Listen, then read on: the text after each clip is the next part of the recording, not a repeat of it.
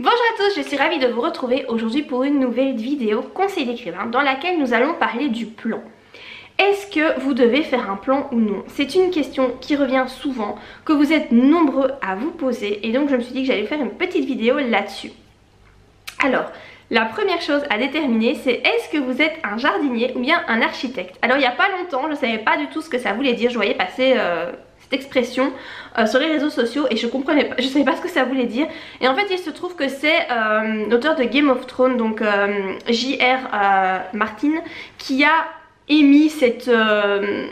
voilà, c'est cette espèce de petite métaphore du jardinier et de l'architecte. Donc l'architecte, c'est quelqu'un, un auteur qui a l'habitude de faire un plan et qui donc pense son roman comme on construit une maison. Voilà, l'architecte, voilà, vous savez, je vais pas vous faire, faire un dessin. L'architecte fait les plans, il élabore d'abord voilà, les plans de la maison avant de la construire. Donc c'est une métaphore sur le fait de planifier son roman, toutes les scènes, etc. avant de l'écrire. Tandis que le jardinier, eh bien... il dit que voilà, quelqu'un, un écrivain qui est plus jardinier, il fait un trou dans la terre, il met la petite graine et il attend de voir ce qui se passe. Voilà, donc c'est ça la différence entre les deux. Alors qu'est-ce qu'il est conseillé de faire, plan ou pas? C'est très difficile de répondre à cette question parce que je pense que ça va dépendre du caractère de chacun. Je dirais que si vous commencez l'écriture, que vous êtes à votre premier roman et que vous avez vraiment du mal à avancer, que vous butez beaucoup, vous avez des grandes périodes comme ça de pages blanches où vous ne savez pas comment avancer, peut-être que c'est une bonne idée de faire un plan.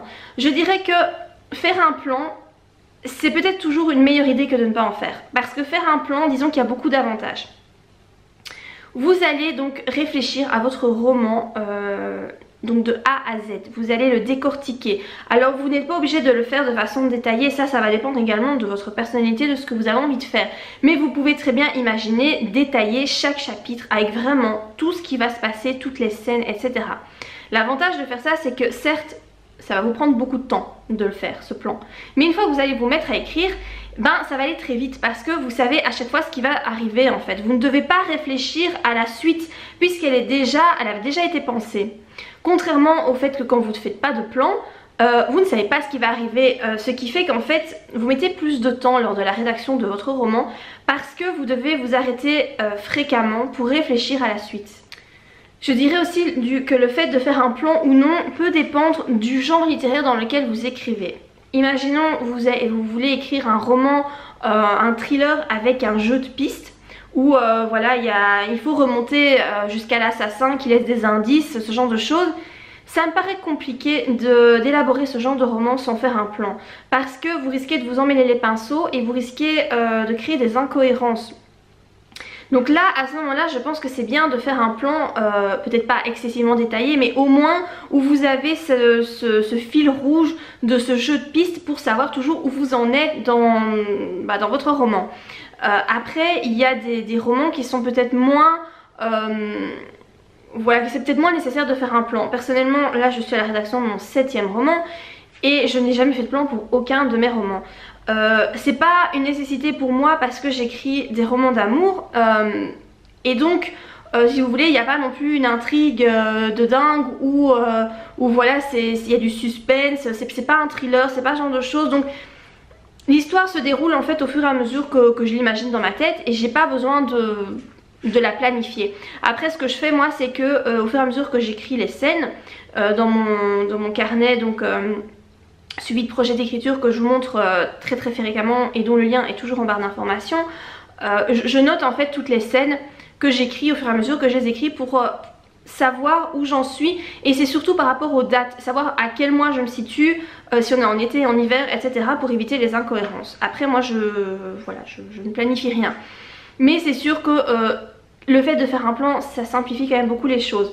Il y a plusieurs méthodes pour faire des plans, je vous ai fait une vidéo sur une méthode que j'ai découverte et que je trouve très sympa et très détaillée. C'est la méthode flocon de neige, donc je vous laisserai le lien ici quelque part si vous voulez aller visionner cette vidéo. Je vous explique donc brièvement forcément parce que j'ai pas fait une vidéo non plus d'une heure, ce qu'est ce principe et comment le mettre en place. ça peut être sympa si vous êtes vraiment perdu et que vous ne savez pas comment débuter. Je pense que faire un plan, ce n'est jamais une mauvaise idée. En revanche, ne pas faire de plan, ça peut vous porter préjudice lors de l'écriture de votre roman, parce que vous risquez peut-être à un moment donné d'être coincé et de vous dire je sais plus du tout comment avancer, et peut-être d'être obligé du coup de faire un plan à ce moment-là pour essayer de vous débloquer de cette situation-là. Donc voilà, par rapport au fait de faire un plan ou non, vraiment ça dépend de votre personnalité, ça dépend si vous êtes quelqu'un de très structuré, de très carré, de très organisé, vous allez peut-être avoir besoin de faire ça pour vraiment vous donner une structure, tandis que si vous êtes plutôt du genre à faire les choses comme elles viennent, du coup le plan vous sera peut-être moins utile. C'est vraiment, il n'y a que vous qui puissiez savoir ce dont vous avez besoin et ce qui sera efficace pour vous.